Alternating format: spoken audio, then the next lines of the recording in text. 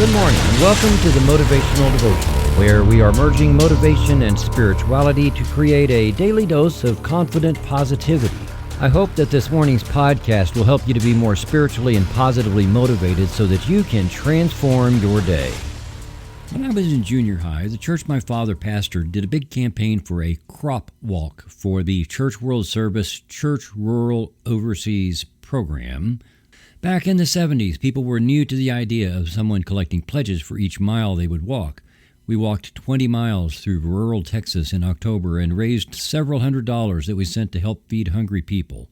It was a cool thing and a great idea, but even then, when I was in junior high school, I wondered if that money really was converted into food to put on people's plates. I hope it did. I still wonder that today, with all the fundraising and benefits, especially the ones promoted by large nonprofit organizations. It's a balance, isn't it? This dance between generosity with our resources and generosity with our time and attention. Some organizations and causes only need additional funding, and they have no use for my or your personal involvement, like going somewhere to volunteer. That's fine. If I can and I believe in their cause, I will pitch in some money. I don't know of a nonprofit organization that doesn't need some extra capital. However, a lot of them also need the presence of people, in person, working, doing things that a dollar can't do.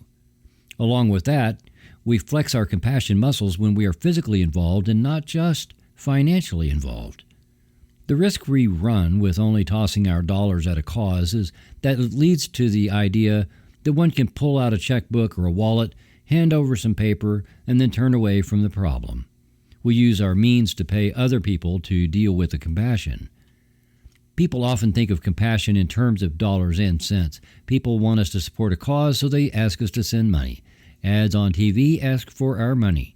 Churches ask for offerings that will go to good causes. We all have the means to be compassionate, but not everyone has the money to pay someone else to do it.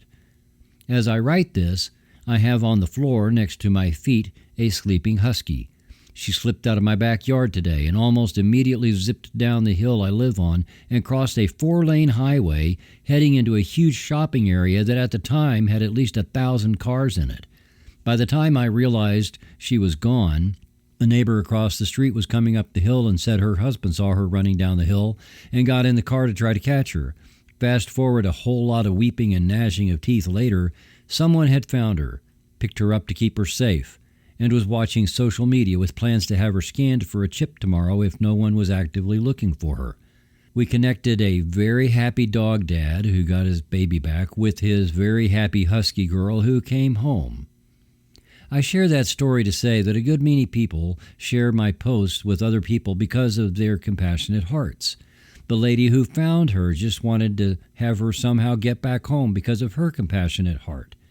Compassion in this case didn't cost anybody any money, but everyone had the means to make this happen. The universe brings things across your path often, maybe not every day, but often as an opportunity to continue living out of a compassionate heart.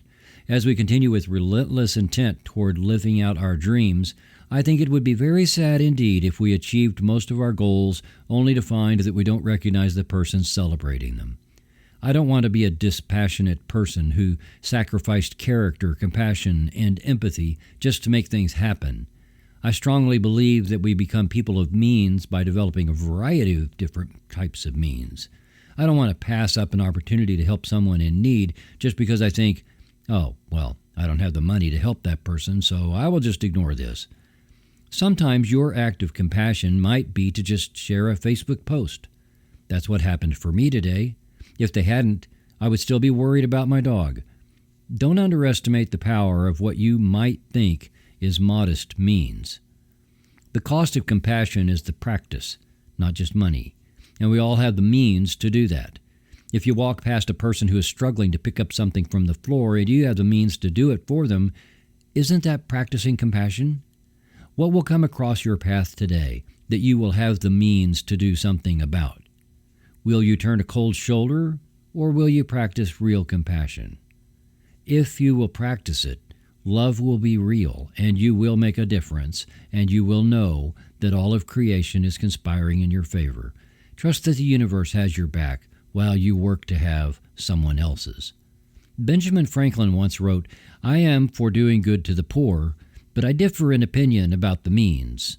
I think the best way of doing good to the poor is not making them easy in poverty, but leading or driving them out of it." Thank you for taking the time to listen today.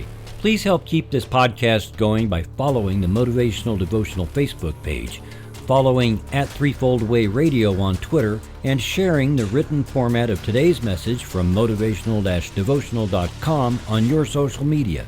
I am deeply grateful for your support, and thank you for letting Motivational Devotional be part of your journey. Peace out. See you tomorrow.